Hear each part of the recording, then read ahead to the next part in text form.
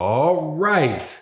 Shakur Stevenson is the new 126-pound champion of the world, and Bob Arum wants him and Josh Warrington to get it in for a unified title. Man, let's talk about Shakur Stevenson's fight over Joet. We talk about Bob Arum, him and Josh Warrington, and also, man, what really should happen in the 126-pound division. Let's talk about that in this video.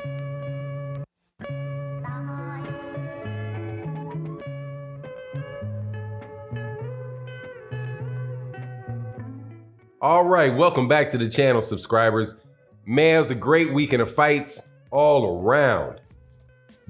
Before I get into the conversation, though, I want to say thank you to the live stream community that came and watched the fights with me. Also, that came to OG Boxing Talk on Sunday morning, 8 a.m. Central Standard Time, and my Patreon community. Thank you guys so much for your support and your encouragement. It was just a terrific weekend. Not the least, the fight, which was one of the good fights that I like to see. It was very one-sided, but honestly, man, I was kind of happy to see that it was one-sided like that, because it just showed that Shakur Stevenson really is the truth. Shakur Stevenson beat Joet Gonzalez to win the I do believe it's the WBO 126-pound title.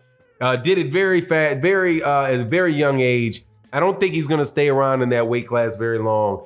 But after that fight, he called out the IBF champion, who is Josh Warrington out of the UK.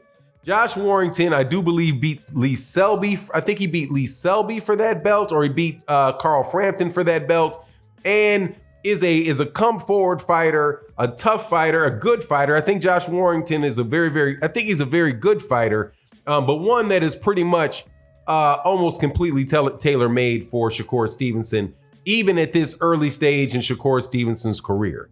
Now, there's a lot of drama in the fight with Shakur Stevenson about his girlfriend, him fighting the brother of his girlfriend, and all of that kind of stuff. You know, to me, that's neither here nor there. And honestly, man, I don't think Shakur needs that type of storyline to sell this young man. You know, if we were living in a perfect world of boxing, where people could appreciate the skills of fighters, the fact that and I mean the skills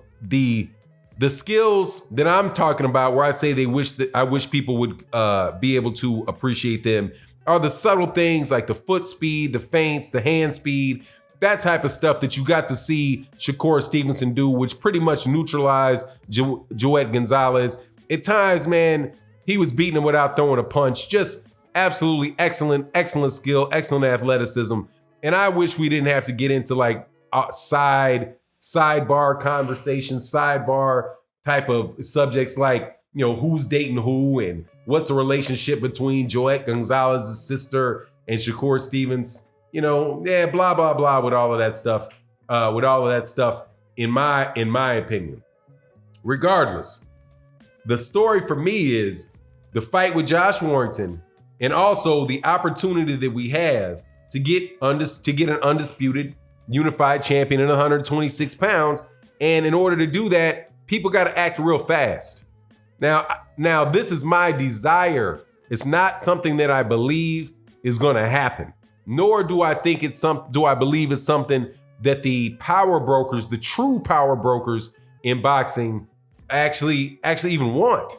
Okay, when I mean the power brokers, I'm not talking about ESPN's opinion about who won a fight, or who's the pound for pound best, or my opinion about who the pound for pound best is, or what fight should happen. I'm talking about the people that are actually going to pay the money. They're going to actually organize the collection of the money, fronting of the initial money for the fights themselves. And that is the networks and the promoters. Those are the people that I'm talking about. The networks and the promoters. I don't believe that unification or undisputed is really a high priority for them. But at the same time, it's clearly available. You have one piece of the puzzle with Shakur Stevenson and Josh Warrington. I don't see why in the world those guys couldn't make a fight, because of the two promoters that are fighting. The people that promote them currently work together with fighters.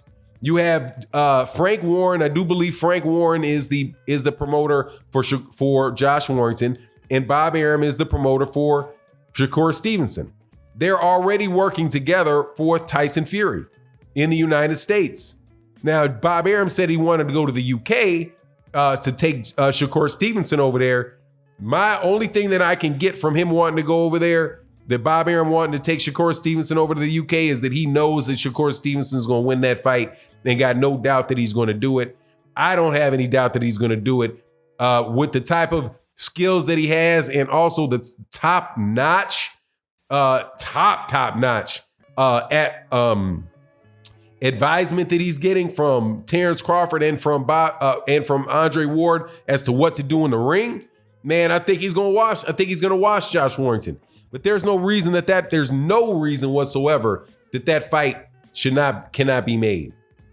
The other fight is the unification fight, is clearly, even though it's at the same promoter, the same advisor, is something that will hold this show up. The WBC and the WBA champions, which are Gary Russell Jr. and Leo Santa Cruz. Now, I believe Josh Warrington will, despite some of the things that he says, I think Josh Warrington will fight him as a fighter. He would want to fight Shakur Stevenson. Gary Russell Jr., I think, will fight Josh Warrington or Shakur Stevenson, and Shakur Stevenson will fight Gary Russell Jr. I am highly, highly, highly doubtful that Leo Santa Cruz wants to fight any of them. Leo Santa Cruz will be the holdup on the side between the WBA and the WBC, because he has been one of the most consistent duck artists in the sport of boxing for easily the last 10 years. His ducking and the whole 122-pound division's ducking of Guillermo Rigondeaux will forever stay in the forefront of my mind. But not only did he do that, Gary Russell Jr. is ducking Leo Santa Cruz is ducking Gary Russell Jr. shamelessly. You had Gary Russell Jr. do this corny prank, and let me tell you, man, I absolutely think it was a corny prank of walking up to Leo Santa Cruz's father, putting his arm around him, touching his chains and saying, hey, man, I like these, whatever he said, then walking away with the phone and telling Leo Santa Cruz how easy it was to touch to put his hands on his father, which is, not too subtly implying that he could do some type of harm to Gary Russell Jr.'s dad. Now, do I think he believed that? Obviously not. But Leo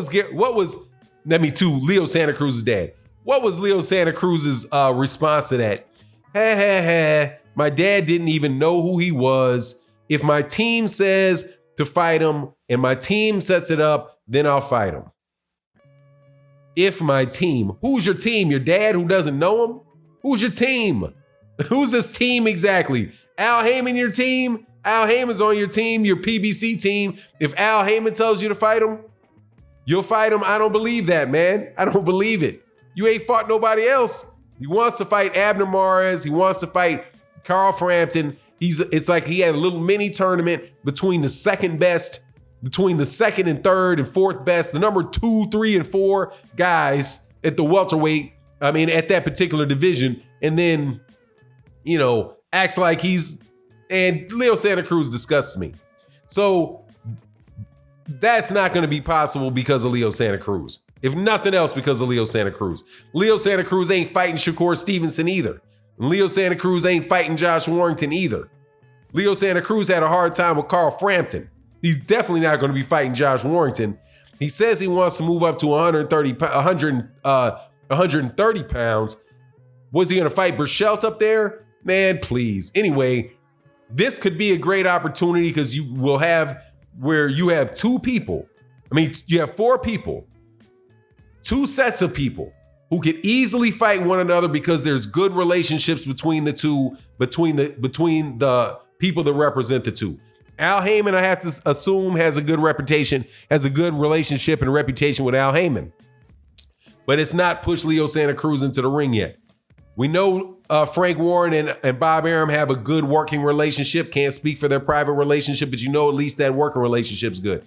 I certainly hope that this can happen, but more than likely what's going to happen is Shakur Stevenson's going to move up, is going to fight Josh Warrington. I don't have any doubt that that's going to happen.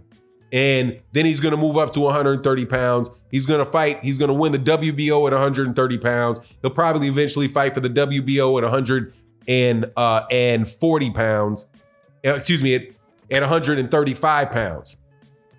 Excuse me, 126, 130, and 135. He should probably wind up at lightweight. And eventually after Lomachenko and all those guys fade out, I see him filling out his career at 147 pounds. 135 pounds. Not quite sure if he's big enough for 140 and 147, but we'll see. Anyway, looking forward to seeing the best out of this kid. Let me know what you think in the comment section. With that, I'm out. Peace.